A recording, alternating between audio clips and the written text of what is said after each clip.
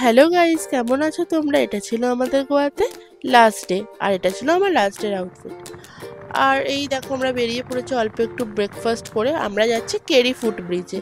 Kerry foot ব্রিজটা আমাদের Airbnb থেকে অনেকটা দূর ছিল, প্রায় 20 থেকে 23 কিলোমিটার ছিল।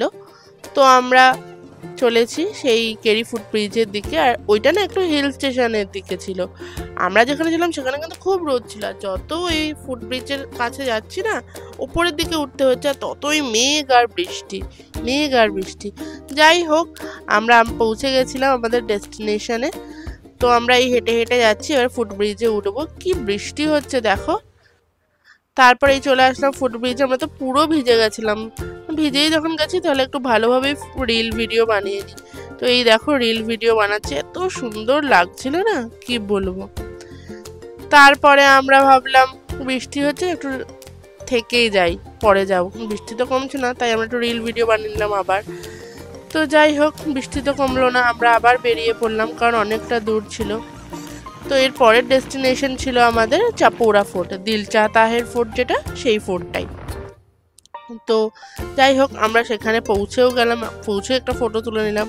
আরে এই জায়গাটায় যে বসেছিলাম না, জায়গাটা এত সুন্দর ছিল দেখো, দারুণ ছিল। এখান থেকে সমুদ্র দেখা যাচ্ছিল বসে, তো খুবই সুন্দর জায়গা ছিল। তো ফোর্টের যে ফেমাস জায়গাটা আছে, যেখানে দিল চাহতা হ্যায় একটা ফটো আছে, দেখো সেখানটা একটা ফটোও তুলে নিলাম। তারপরে ফোর্টটা ঘুরে ঘুরে দেখছি, কারণ সানসেটের টাইম ছিল এটা, তো ভাবলাম একটু বসে সানসেট দেখে নিই। তারপরে আমরা দুই বন্ধু একটু ফটো তুলে নিলাম। তারপরে এই আমরা নেমে চলে যাচ্ছি, কারণ এবার ফোর্টটা বন্ধ হয়ে যাবে। তো দেখো রাস্তাটা কত সুন্দর ছিল, আর কি সুন্দর সমুদ্র দেখা যাচ্ছে, অপরূপ সুন্দর ভিউ ছিল।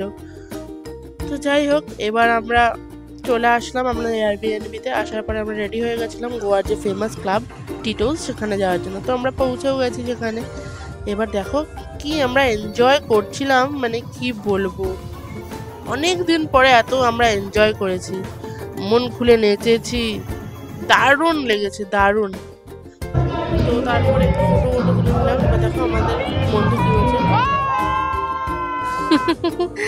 ফ্রেন্ডরা থাকলে এত মজা হয় না, মানে কি বলবো। আর এই ক্লাবটা গোয়ার সব থেকে একটা ফেমাস ক্লাব।